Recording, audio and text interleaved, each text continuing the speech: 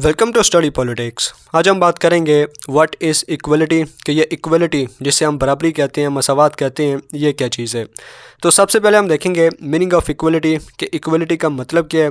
इसके बाद different kinds of equality, कि इक्वलिटी की जो डिफरेंट काइंड्स हैं वो क्या हैं। तो आज हम ये सारी चीज़ें देखेंगे और इस बात को क्लियर करने की कोशिश करेंगे कि व्हाट इज़ इक्वलिटी, कि ये इक्वलिटी क्या है। तो आइए इसको शुरू करते हैं। तो सबसे पहले हम देखते हैं मीनिंग ऑफ इक्वलिटी, कि इक्वलिटी का मतलब क्या है। अब इसके तीन तरह के मतलब है। सबसे पहले क्या आता है कि absence of special privileges for anyone, कि अगर किसी के लिए भी स्पेशल प्रिविलेज नहीं है, एक या एक से ज़्यादा बंदों के लिए, तो इसका मतलब इक्वलिटी कायम है, इक्वलिटी है। लेकिन आम बंदों को दूसरे लोगों को और तरह से ट्रीट किया जा रहा है, और चंद एक को या एक या दो को किसी ख़ास तरीके से स्पेशल प्रिविलेज उसको दी जा रही है, तो इसका मतलब वहाँ पर इक्वलिटी कायम नहीं है। आल कैन इन्जॉय इक्वल राइट्स, कि सब के सब को एक ही तरह के राइट्स देने चाहिए, सारे के सारे एक ही तरह से राइट्स को इन्जॉय करें। यह नहीं है कि आम बंदे और तरह से करें और चंद एक या दो ख़ास तरह के उनको आप ख़ास तरह से ट्रीट करें, ठीक है, उनको आप एग्जम्पशन दे दें। तो अगर ऐसा होगा तो फिर इक्वलिटी कायम नहीं रहेगी। दूसरा क्या है कि equal opportunities to develop one's abilities and faculties of mind and body, कि अगर सबके पास इक्वल अपॉर्चुनिटीज़ हैं, सबके पास एक ही तरह के मौक़े हैं to develop one's abilities and faculties of mind and body, कि वो अपनी ज़हनी और जिस्मानी नशोनुमा कर सकें, तो इसका मतलब फिर इक्वलिटी है, ठीक है। यानी इसमें बेसिकली एजुकेशन का रोल आता है, कि जिस तरह जो हमारे सरकारी स्कूल होते हैं वहाँ पे आप सिलेबस देखें, वहाँ का एजुकेशन सिस्टम देखें, और जो हमारे महंगे प्राइवेट स्कूल होते हैं या कॉलेजेस होते हैं या यूनिवर्सिटीज़ होती हैं, वहाँ का सिलेबस, वहाँ के जो एजुकेशन सिस्टम है, आप उसको देखें, तो ज़ाहिर बात है आपको बड़ा डिफरेंस मिलेगा। लिहाजा जो एक सरकारी इदारे में बच्चा पढ़ता है और उसकी जो नशोनुमा होती है उसकी ज़हनी और जिस्मानी, और एक जो प्राइवेट में पढ़ता है और वहाँ पे उसकी जो माइंड की और बॉडी की फैकल्टीज़ बढ़ती हैं या जिस तरह से भी वो डेवलप करता है, तो वो डिफरेंट होती हैं। तो अगर इनमें डिफरेंस है तो ज़ाहिर बात है फिर इक्वलिटी नहीं है। लेकिन अगर वो एक जैसी हैं तो फिर इक्वलिटी है, क्योंकि यही हम बात करें कि इक्वल अपॉर्चुनिटीज़ टू डेवलप। तो जब एक ही तरह का सिलेबस होगा, एक ही तरह का इन्वायरमेंट होगा, एक ही तरह की जो टीचर्स हैं वो होंगे, सिलेबस जो एजुकेशन सिस्टम है वो एक ही तरह का होगा, तो सारे के सारों के पास इक्वल अपॉर्चुनिटी होगी कि वो एक ही तरह से डेवलप कर सकें।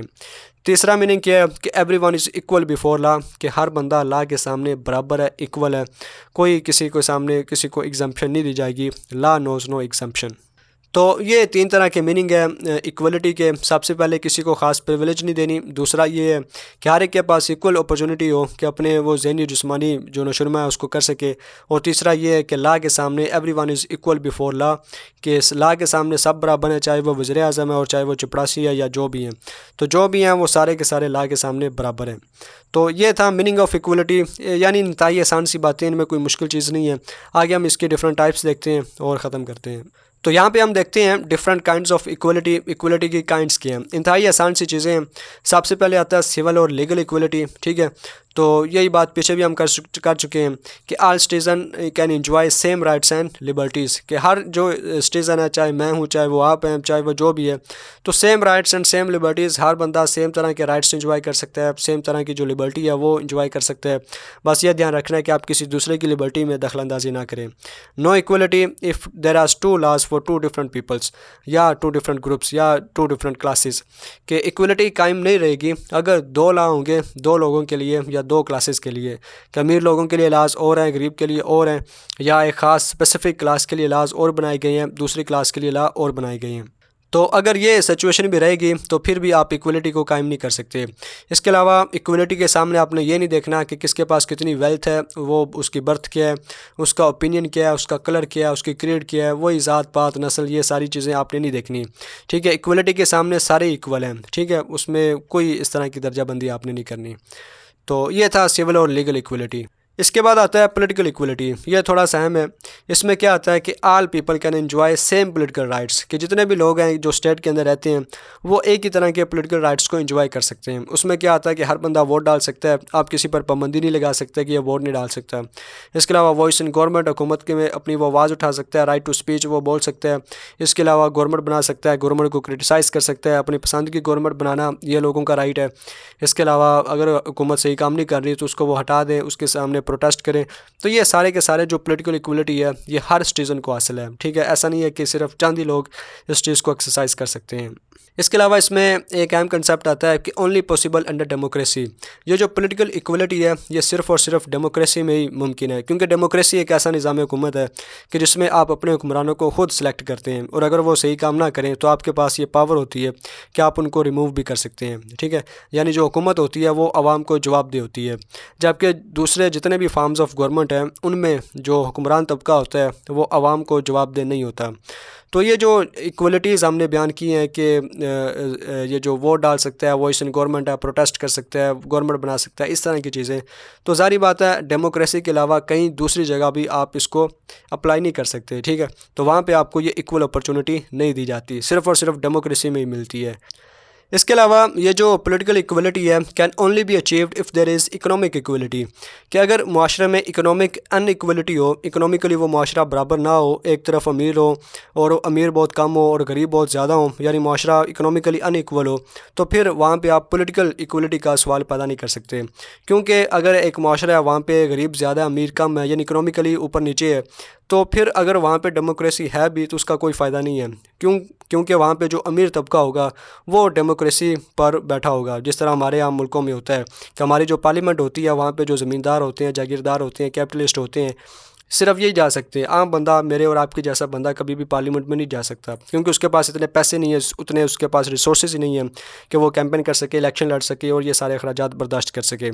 तो कैन ओनली बी अचीव्ड कि ये पॉलिटिकल इक्वलिटी अगर आपने अचीव करनी है, अगर आप चाहते हैं कि एक आम बंदा उसको भी एम्पावरमेंट मिले, तो फिर इकोनॉमिकली वो माशरा इक्वल होना चाहिए, ठीक है, या कम अज़ कम इतना इक्वल हो कि ज़्यादा बहुत ज़्यादा डिफरेंस ना हो कि एक तरफ एक अमीर है तो वो पता नहीं कहाँ पे बैठा और गरीब का कोई पता नहीं है कि वो किधर है, उसको अपना ही नहीं पता कि मैंने क्या करना है या क्या नहीं करना। तो पॉलिटिकल इक्वलिटी अगर आप माशरे में कायम करना चाहते हैं, ये हर बंदे को पता हो कि उसके पास क्या पावर है, क्या वो कर सकता है, तो इकोनॉमिकली वो माशरा इक्वल होना चाहिए, नहीं तो फिर ये बाकी सारी की सारी चीज़ें बेकार हैं, चाहे वहाँ पे डेमोक्रेसी क्यों ना हो। तो इसको हम आगे देखते हैं। इसके बाद हम देखते हैं इकोनॉमिक इक्वलिटी, ठीक है। इसको हमने थोड़ा पीछे भी देखा, यहाँ पे हम थोड़ा इसको डिटेल से देखते हैं। तो इसमें क्या आता है कि opportunity to satisfy the minimum economic needs, ठीक है, कम अज़ कम आप अपने इकोनॉमिक नीड्स को पूरा कर सकें। Enable individual to live a decent and active life, के इतनी कम अज़ कम आपके पास इकोनॉमिक इनकम हो कि आप अपनी डिसेंट और एक्टिव लाइफ गुजार सकें, ठीक है। अब ये जो अपॉर्चुनिटी होती है, ठीक है, opportunity to satisfy the minimum and economic needs, कि अब ये जो अपॉर्चुनिटी है, ये जो मौका होता है, ये कौन देता है बेसिकली, ये सबसे मैंने एंड पे लिखा है कि स्टेट मस्ट गारंटी, कि ये स्टेट होती है आज के दौर में जो हर इंडिविजुअल को इंश्योर करती है कि वो कम अज़ कम इतना कमा सके कि वो अपनी डिसेंट और एक्टिव लाइफ गुजार सके।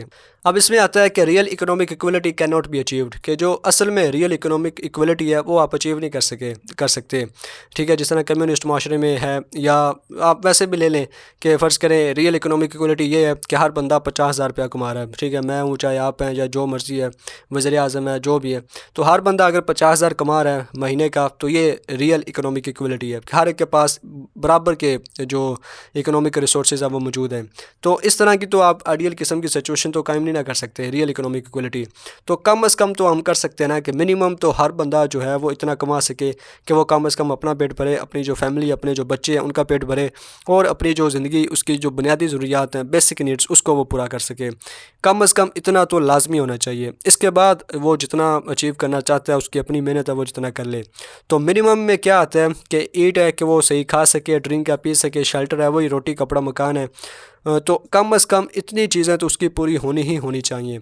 और इस बात को इंश्योर करना चाहिए स्टेट को, कि स्टेट इस चीज़ को इंश्योर करे कि हर बंदा कम अज़ कम अपना जो रोटी कपड़ा मकान है इस चीज़ को पूरा कर सके। इसके अलावा if one is eating cake and 10 are starving, कि अगर एक बंदा केक खा रहा है यानी वो बड़ी अच्छी हालत में है और 10 बंदे भूख से मर रहे हैं, तो फिर जो 10 बंदे भूख से मर रहे हैं, तो जिस तरह मैंने ऊपर बात की थी, तो वो क्रिमिनल एक्टिविटी की तरफ आएंगे, ठीक है, वो गलत काम करेंगे और फिर माशरे में बदसुकूनी पैदा होगी, इंतशार पैदा होगा। तो मिनिमम जो इकोनॉमिक इक्वलिटी है, इस बात को, जिस तरह ये मैंने ऊपर बात की है, स्टेट को चाहिए कि वो इंश्योर करे कि जो हर सिटीज़न है उसका वो कम अज़ कम इतना कमाए कि वो अपना पेट भरे, अपने बच्चों का और अपनी ज़िंदगी की जो बुनियादी ज़रूरियात हैं उसको वो पूरा कर सके। तो जब इस तरह की सिचुएशन पैदा होगी तो हम कह सकते हैं कि ये इकोनॉमिक इक्वलिटी है। और ये बात हमने पीछे भी की थी कि अगर इकोनॉमिक इक्वलिटी नहीं होगी तो जो पॉलिटिकल इक्वलिटी है उसका कोई फ़ायदा नहीं है। तो ये था काइंड्स ऑफ इक्वलिटी, ठीक है। तो आज की वीडियो में हमने इसका मीनिंग देखा और इसके बाद हमने इसकी जो डिफरेंट काइंड्स थी उसको देखा।